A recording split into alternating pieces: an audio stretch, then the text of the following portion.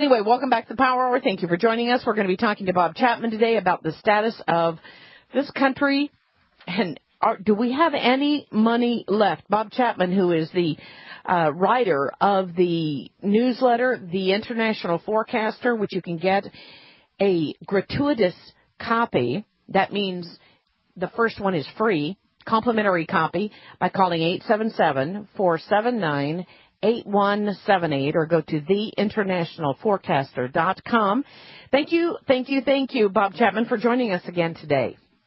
I am just charmed to be here, and I heard those questions, and I got to agree with you. I couldn't answer any of them quickly either. Isn't that incredible? And lithography is a form of writing, and is that the word you use, lithography? Orthography, O-R-T-H-O-G. Oh, I don't know what that one is. Well, let me just give you the first question. What is meant by the following? Alphabet, phonetic orthography, etymology, or syllabication? What are the elementary sounds and how are they classified? What are the following? Give examples of each. A trigraph, subvocal, diphthong, cognate letter, or lingual. Give four substitutes. Well, the first one would be the sounding of a wild beast, like maybe, maybe not. Give four substitutes for the caret U, C-A-R-E-T. I mean, this is incredible. Eighth graders. They had to be so smart. Anyway, this is amazing. I bet the people at Goldman Sachs couldn't even do all this with the monetary part of it. Anyway. Well, where did those come from? It came from Salina, Kansas, 8th grade final exam. To go into the ninth grade. It's interesting. We used to sell a lot of goodness, the name escaped me. I was just thinking of it earlier. It'll come back to me, but the McGuffey readers. Oh, yeah. Have you ever heard about that? Oh, yes, absolutely. Yeah, we used to sell a lot of those because the things that are in there about learning are not taught today. Just like in the Salinas Salina, Kansas. I can tell you're not from Salina, okay. Yeah. Anyway, we're in a world of hurt in this country, and it's not getting any better. I want to talk about Greece. You know, PIGS, the acronym now, PIGS, Portugal, Ireland, Greece, and Spain. Now they're calling it the PIGS countries. What's going on? Why the problems in Greece right now? Well, first of all, you left out Italia.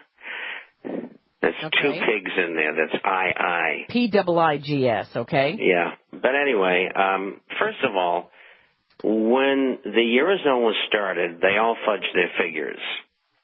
Italy and Greece the worst. And Ireland came along later, and so at least they had an excuse, and I think they were fairly upfront. But one interest rate for all the 16 members, I wrote in 1992, would not work. And this is really the crux of the problem, because it allowed nations like the ones mentioned, particularly Ireland and Spain, to build like crazy, like they did in the United States. And so that caused their problems. Greece, like the United States, and they're very similar in their corruption. It is unbelievable. I mean, it makes Latin American nations today look like saints because the corruption in Washington and Greece is far, far worse.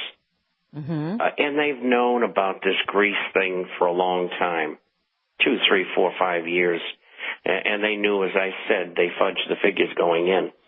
I think this is a precursor, this exposure of Greece, to a long string of sovereign debt problems, which will, quote, be solved a year and a half, or 2 from now, and that will be done by having another meeting like the Smithsonian in the 70s, Plaza Accord of 85, the Louvre Accord of 87, where they got together, the nations, and they revalued and they devalued. Only this time they're going to revalue, devalue, and default. And then many nations will have internal official devaluations of their currency. So what I envision at this kind of a meeting, which is coming, because this is what this is going to lead to. First it's Greece, then it's Portugal, then it's Ireland and Spain, then it's Italy, and then Denmark and Poland, and on and on and on. And so here we're all standing with our hands out saying, gee, what are we going to do? This is a build-up to an international realignment of currencies. And what I see in the future is that after they get finished revaluing and devaluing the currencies, and they go to what I think will be a 2/3 reduction in debt between nations, if they're going to come up with another economic currency to be used in trade, they will have to back it with gold. And the currency values will be fixed. Now, when do you think this meeting is going to be held, that they're going to consider devaluing the currency? Between a year and two from now. And all of the things that you're seeing now is the build-up to it, and all of the things you see in Washington and London and Paris and in Frankfurt, and et cetera, all of these things are being moved toward that goal. In the meantime, they have no intention of reducing the amount of money and credit generally in the system. And the reason why is that the system will collapse earlier than they would like it to. And so they don't want that to happen. If you can understand this, the basis to all this is the collapse of the world monetary and financial and economic system, so that these people behind the scenes in the Illuminati can give us a new one world government. Well, okay, I'm sorry. We just covered the story about how the FDIC is also out of money, and I get this screaming email from Billy Joe Malden. I mean, you know what a screaming email is. And he says, no agency that has a comprehensive annual financial report is without or even short of funds right now. They are lying about not having money. The FDIC is a total fraud. They do not have any insurable interest because FDIC or Federal Reserve notes have no value. Now, is it true that this screaming that we are out of money, we're in debt, we're over our heads, things are going under, is it true? I mean, of course it's true. Of course it's true. They have $93 billion, $45 billion of which they just received about 2 weeks ago from, maybe it was a month ago, from banks that pay into that system.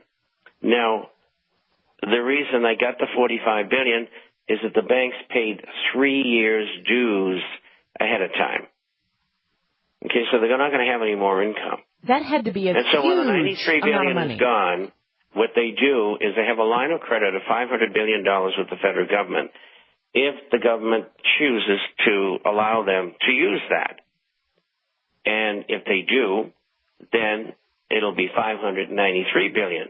And then the answer is, what can they do with that? Well, there are 2,055 banks in extreme trouble. If 1,000 go under, it'll cost $500 billion. So let's say that 1,100 of the 2,000 go under in the next year and a half. Not only will they be out of money, can't get any more money unless the banks want to donate it, unless the federal government gives them to them. And the federal government's not going to do that because they have to pay for their wars to go on. That's right. Now, and so the money isn't there. In fact, I got an article this morning out of Colorado in relation to a high school in Utah that is there's a piece of legislation locally in the state in order to cover the shortfall in education. They want to do away with the 12th grade. I mean, this is the thinking. It's okay to have a war and spend $1 trillion on a phony war in Iraq. But it's not okay to have the funds that education needs. I mean, we're in Afghanistan.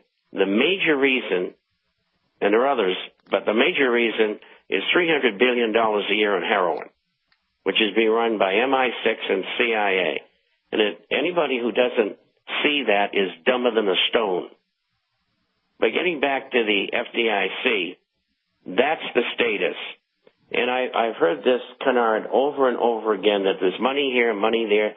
Everybody got plenty of money. I've looked into it, and so hasn't Dr. Stan Monteith, and I can't find anything.